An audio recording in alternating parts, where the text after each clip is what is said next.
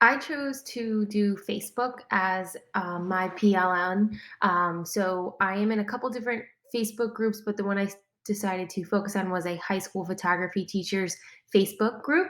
Um, I was recommended this by a colleague. So I made a quick Adobe Spark as my presentation. Um, so here is like the homepage. There are 5,700 members in this group, which is really cool. And I think there's people obviously being added every day.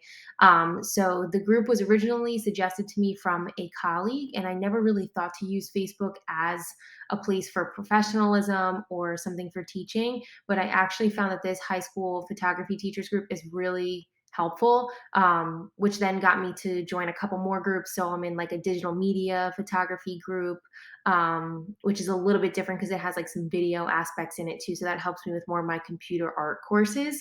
But it's really become one of my greatest resources for lessons. Um, so here I just have an explanation of like why this group is important to me or why I decided to use this group.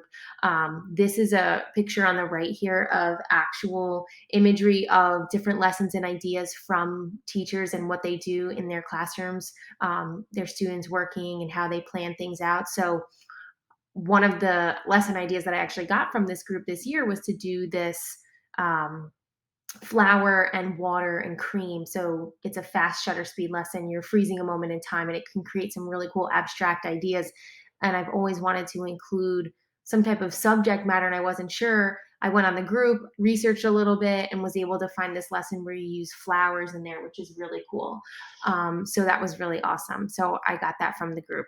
You can discuss so many different topics with everyone in there. There's people all over the world that are really helpful. And you would never think that you can get ideas from someone maybe that's like halfway across the world, but you're all going through the same thing. So a lot of the time, discussions will be from how do we engage our students, or what does your classroom look like?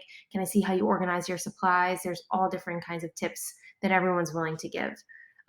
So just to wrap it up, I would definitely recommend Facebook groups as a professional learning network. There's so many different things out there that you can look at. Um, Again, research and it will be there. So a lot of the time we think of Facebook, Instagram, all those social media sites as negative aspects in our life, like we're spending too much time on it.